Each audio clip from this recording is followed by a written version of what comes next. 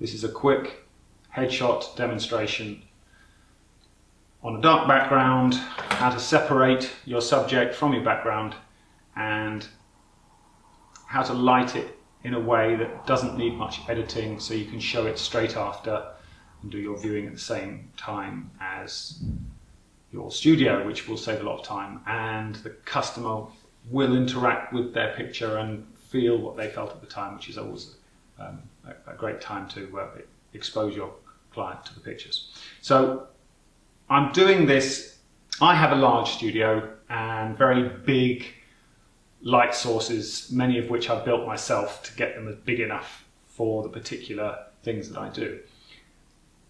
But you can do it without 25 grams worth of Broncolor lighting.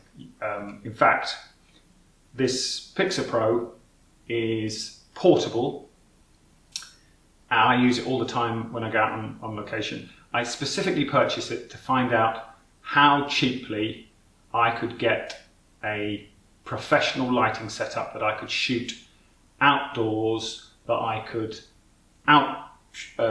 expose the sun, so I could shoot interesting different shots outside, but also use it. You could use this inside in location or in a studio. The main light I'm using is the basic. This is Pixar Pro, but they're Godox lighting, so this is the basic 600. The Pro is faster, which means it has shorter flash durations and it recycles quicker. You don't need that for most portraits. If you're photographing children,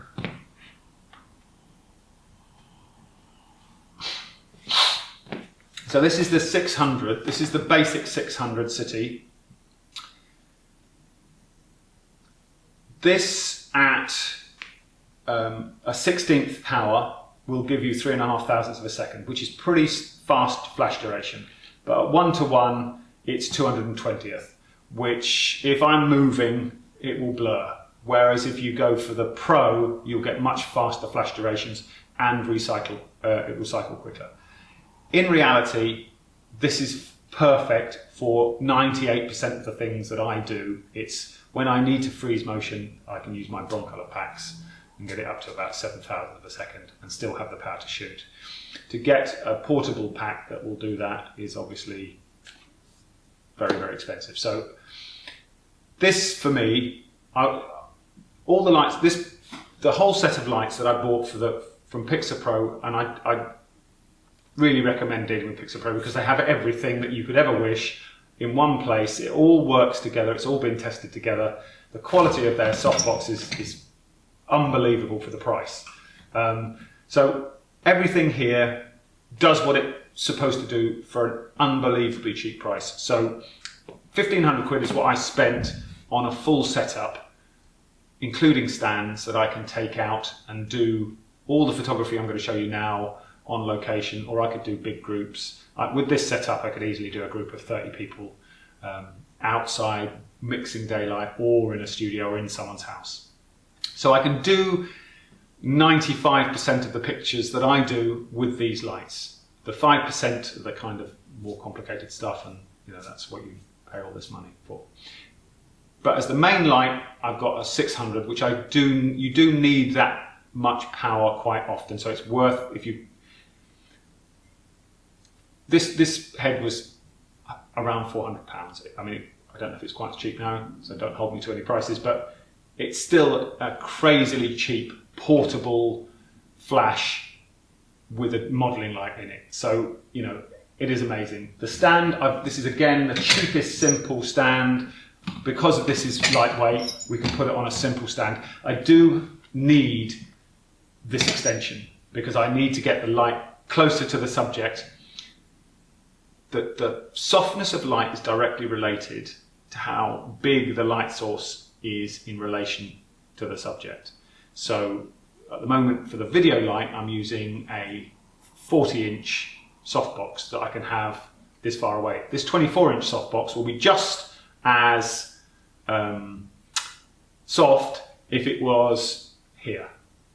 So getting it closer means you're able to create really soft lights. The other thing about getting your softbox really close to your subject is you can use the feathered edge. The feathered edge, the closer it is, the shorter that feathered edge is. But it means, for instance, we've got the feathered edge here. The head will go darker, so we can use the rim lighting at the back to separate it from the background, but still focus your attention on the subject's face. Whereas if we've got, if they've got a big forehead like mine, you don't really want a big bright forehead, which is when you're lighting, because by the very nature of the light, you can't light it here, you have to light it above. So you're going to end up putting more light on this part of my face when actually this is the part of the face that I want, the eyes and around the eyes. So by bringing the light closer and tilting it down and using the feathered edge here, we can bring the light without any kind of burning and dodging or any Photoshop. We can focus the attention on the subject. And it really does. Hopefully you'll see the results and you'll agree with me. So that's why we've got the 600. The 200s are for rim lighting, backlights, other things like that. They're really small, really compact. You can get the broncolor, it's a tighten-on, you slide it in and you tighten it on. The broncolor mount, so you can mount any of the broncolor devices on it. There's also some other really amazing things you can do with these heads. But the fact we've got 200 full power flashes from that little thing that you can put in your pocket and take it with you. One of these little tiny lightweight stands, I mean they even do a carbon fibre version you can put in a backpack and walk across, the Yorkshire moors and take a picture up a mountain. They are phenomenal. So, but what I want to point out is this Fresnel lens is £3,500 from Broncolor. This Fresnel lens is $19.95. The results are very subtly different. I can do more with this. If I use this as a main light, there are things that this can't do that this can do. And yes, if I didn't have this, I would go out and buy it again. It is worth the money, but only, again, it's for certain things. For most of the stuff, it's a luxury that allows me to do anything, but it's not necessary.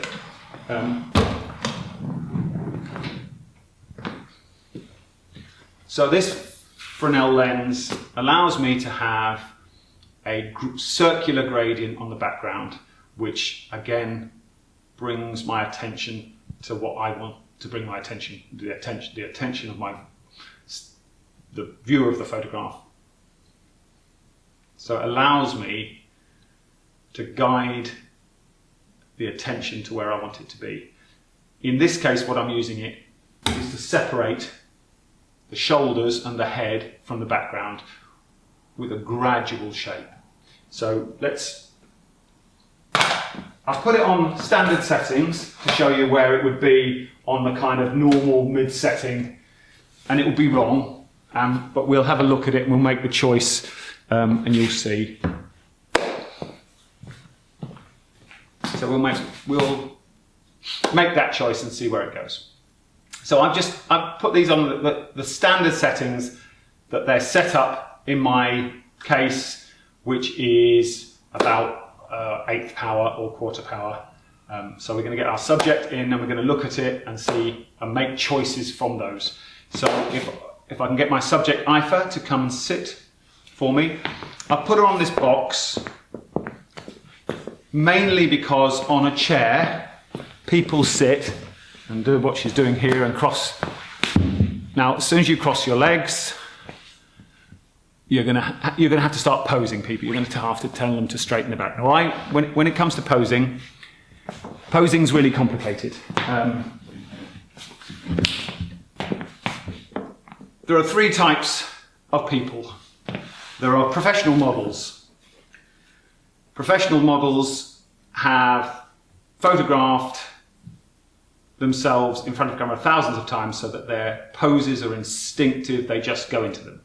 Then there are people who have taken thousands and thousands of selfies and pictures on social media and they have confidence and they like the way they photograph. You've also got culturally people who come from cultures where they love having their picture taken. They class in that second type as well, where you can pose them and the poses will usually work quite well. And then you've got the majority of people, maybe 85–90% of the people I photograph don't like having their picture taken. They feel self-conscious, they feel aware. So if you tell them to pose, they will do it feeling self-conscious and uncomfortable, and they won't like it. They will feel what they felt. Our limbic system, the part of our brain that decides what we like and what we don't like, will react to how we felt at the time, which is why we're our worst critic. If we think our identical twin sister, if we swap the tops over, we'll like our identical twin, but we won't like ourselves. That's a phenomenon that I've actually tested. But this is current neuroscience. The way we respond, our emotional reaction to a photograph is how we actually feel when the picture was taken, which is why if you can get someone to feel beautiful at the point you take a picture, they will like that picture. And that's the magical secret of why I don't pose. How we get someone into a position that I want them to be, it gets easier with time, but it's basically direction. Now, obviously, we can't. This is my wife, so I can touch her, and when she allows me to. But as a subject, I don't generally touch subjects, so I don't pose them in any way. I will guide them. So if you can come and just sit over here, and I'll sit over here in a way that will show them that I'm sitting on the edge without telling them to do that. And they'll kind of, without really thinking about it, they'll sit on the edge. And then you can get them to turn. So just turn, wait, but give them a reason to turn. Don't tell them. I never want them to feel that they're actually posing. I want them to feel that this is something that's happening spontaneously. So I'm getting them into a rough position of where I want them to be. They will be uncomfortable. Their posture will, because that's how people are. Then I will create things that get them to change. For instance, a classic one, if someone's really stiff, is to get them to stand up, spin around and sit back down really quick. Do that. And once you've spun, the reason is our subconscious controls all our body positions. So when our conscious brain gets involved, it doesn't know what to do, so it becomes self-conscious. When you spin, the complexity of spinning is so great that our conscious brain isn't capable of doing it. So we switch off automatically into our subconscious, which balances us, does the spin. So when we sit down, we still have good posture. If they haven't become self-conscious, if it isn't about posing. So your intention is a big part of it. I won't go into too much detail, but basically I direct rather than pose, and that's why my subjects have expression in their eyes, because they're not thinking about themselves, they're thinking about what we're discussing. So, my subject here, Ayfer, I'm going to get her to face away from the light. A couple of reasons. The shape of her particular face will be more flattering if it has shape to it. And the more she turns away, the more shadow it has. But I do, as the Rembrandt lighting is having some shape on here, I strongly advise people to go and look at Caravaggio and the way he painted light and shade. It's called chiaroscuro. Or chiaroscuro, I don't want any Italians watching to correct my appalling Italian, but Rembrandt was from that school of light of painting light and shade, and he was, for me, the least interesting for photographers, whereas Caravaggio has much more exciting lighting, and his shaping of people's faces, I think, can teach us photographers far more than many other artists from that school. So turning the body away from the main source of light will give shape to the body. When I turn to face it, that will flatten out.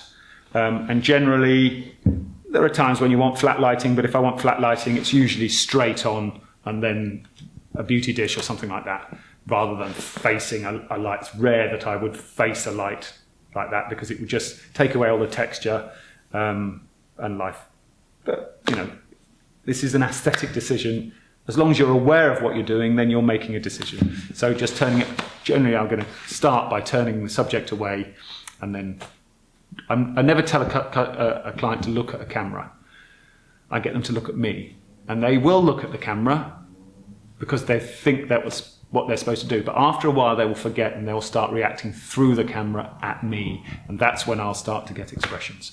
I won't be able to get that from my wife today because this is all about photography. So I can't have a conversation that will get her to forget about pictures. So we have to rely on her social media experience of being able to practice posed expressions. So, and she's actually quite good at it.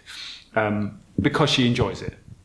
That's the secret. If somebody enjoys something, you're photographing somebody enjoying doing something. So if you can make posing fun, there are some great photographers who make posing work.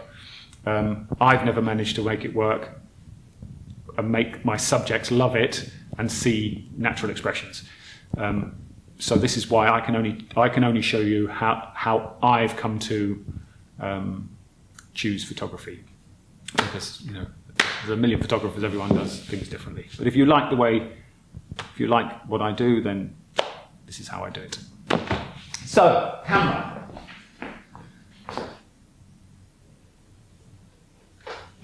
We're going to reposition the camera. So, eye level is a starting point for a subject. Generally, if I'm doing a business portrait, I shoot from below looking up. If somebody is sitting comfortably, then they won't have a double chin. If they are sitting uncomfortably, then they will.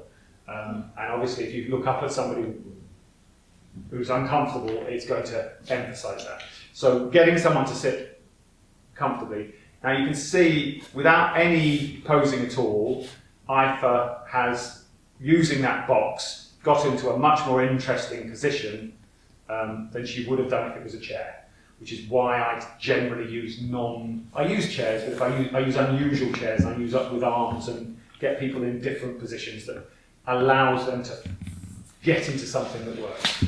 Now, Ayfer, if you could slide forward, halfway between what you did with that, back a bit. Okay, so now we're going to place our soft box, and we're going to have to move the video light a little bit. Okay, so we're now going to light. I have the rim light for the hair light, but it's actually a rim light because I'll be using it for just to separate this part of the hair and the top of the hair, but also here, separating it from the background. Also, the background light is the Fresnel lens. It's pointed at the background. They're both off at the moment. I've gone for the softbox in a kind of conventional position that it would normally be, 3/4 facing the subject from just above her head height. So I'm going to take a picture like that. We'll take the picture, and we can see that the face is a little overexposed and there's lots of light on the background. So what I'm going to do with the main light is I'm going to tilt it down, and I'm going to use the feathered edge around the top of the head so that the top of the head goes dark, that the centre of light, the brightest part, is around here, not the eyes, which we'll obviously change when in Photoshop, but that feathered edge will allow us to create some shape to the face, but it also allows us to get a lot closer to the subject. That's about, now we've moved it a lot closer. So our exposure is going to go up on the face and down on the background. So we're going to make a one-stop change to the main light. We're going to go 1.5, because I want to to make sure it's not overexposed on any point of the face. And so you can see the brightest part of the face is probably a little overexposed. So what I'm going to do is I'm going to actually bring the light towards me just a fraction, which will make the head, the top of the head, go a bit dark. There, that's much nicer. Okay, so fill-in. I don't think we need fill-in when we've got this much, this softer light this close. Okay, so now we need to add that separation because the hair is getting lost. So I'm going to turn this hair light on, and I've deliberately overexposed it because it's the standard setting that it would come on when I turned it on, and I'm going to, and when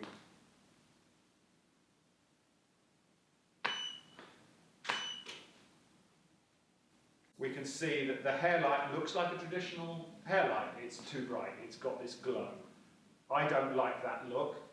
It's a personal opinion. What I want to do is get separation, not a glow. So I'm going to turn that down by 2 stops and try again.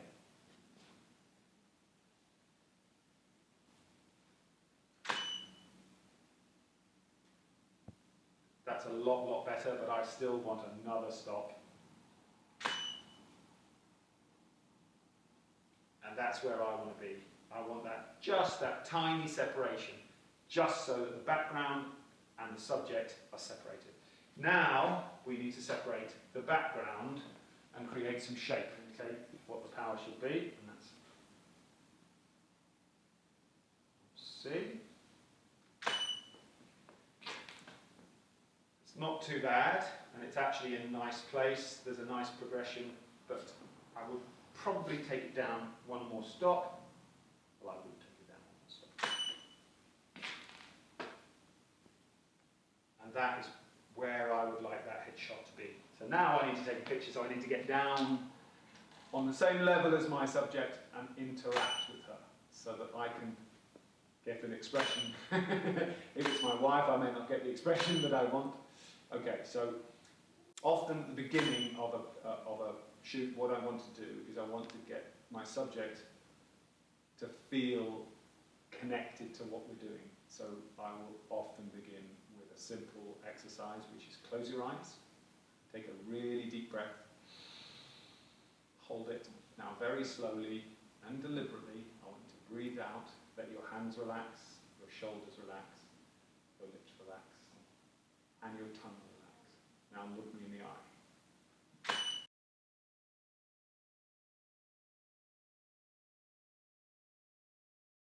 Okay, so a quick retouch of the picture.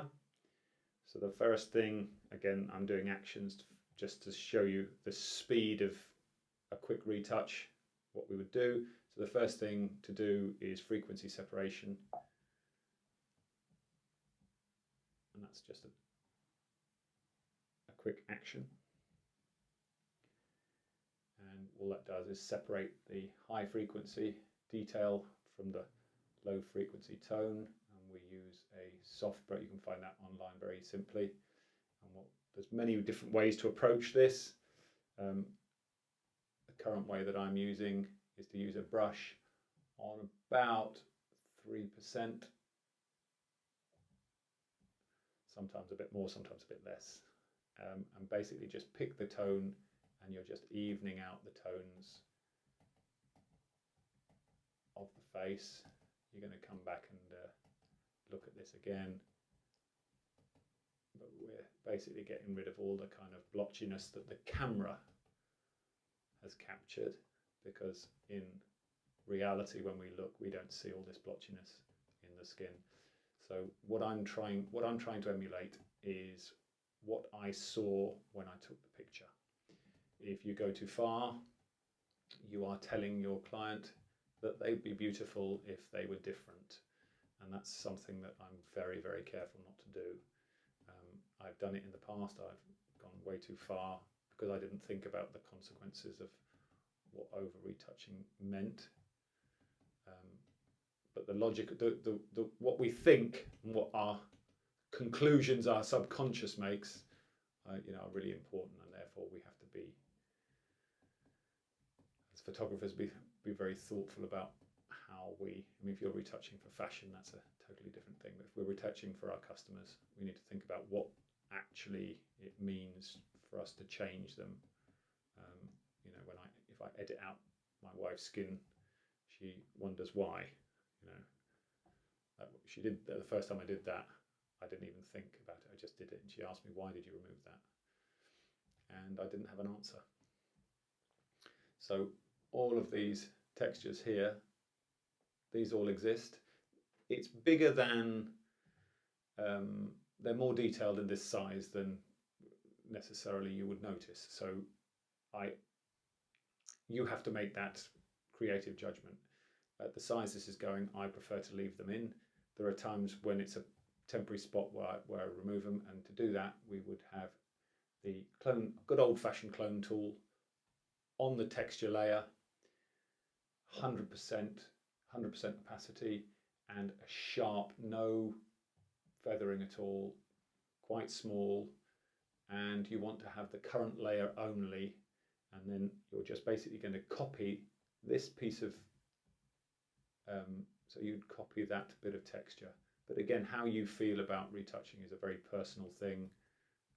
I personally prefer now to do a lot less, partly because I'm showing my clients immediately afterwards the pictures, and they're falling in love with them without the retouching. But clearly they're not thinking about all this messy hair and stuff, so I do fix those. I'm fixing these spots just to show you. In general, I would question how big the art is going and how dominant that's going to be, and I would have, without actually asking the client, I would ask questions which would get me to that result, to understand. So let's say we're doing it that far. So that's all I would do. I'll turn that off so you can see it on. That's what we started with, which, you know, that isn't reality. That's a 45 million pixel camera showing up every texture. That's too much. So I always then go to this layer, I switch it off, bring it down to 0%, and then I just go up a bit, and I go up until I feel that that's as real and natural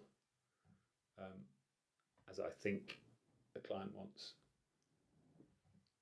to make them happy, but also not to tell them that they need to be different to reality. So I want to show them, I've shown them a reality, and they've liked the picture as reality. Therefore, that's kind of what I want to try and get to without. It's a very complex decision. But anyway, it was supposed to be a speed retouch, so that took me a couple of minutes. Now the hair is more complex, because how far do you go? If it's going to go for a print, then I'm going to do this. I'm going to make a new layer, and I'm going to switch that layer to darken, and then I'm going to use the spot healing brush, and I'm going to sample all layers. So it'll make a new layer with the things on, and then I'm going to go in and I'm going to make a brush which is slightly wider than the hair, and I'm just going to draw on all the hairs which are going off tangent, or that are too bright and too obvious, and they draw my attention. This obviously takes some time. So this is a slow process that will take you, 15, 20 minutes to do. But if you're doing a large print, again, some people's hair, it's not a problem, but I usually do it. If I'm making a print, bigger the print, the more time I'll take, and the more tones I will play with in the hair. But you can start to see already, we could do this one in 2 or 3 minutes, because there aren't that many stray hairs. The other technique, I'm going to throw that one away. The fast technique would be to make a new layer of all the things you've done, which is Shift, Option, Command, E, and that basically just makes a new layer. And then we do filter, noise, dust and scratches. 3 pixels is normally where I am at, and then a threshold of about 15. Leaves detail in the hair, but removes, it still looks like hair. And then we do a black layer, and then just, again, not 4%, probably about 25%. Just go over and paint in all the ones that we notice, and we just don't want to notice them anymore. So just, but don't just do it over the whole hair, because you'll get anomalies in the hair that will just look unnatural. So it's just easier to paint in where you've got the kind of busy pieces of hair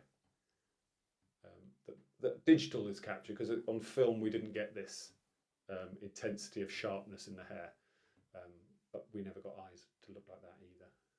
So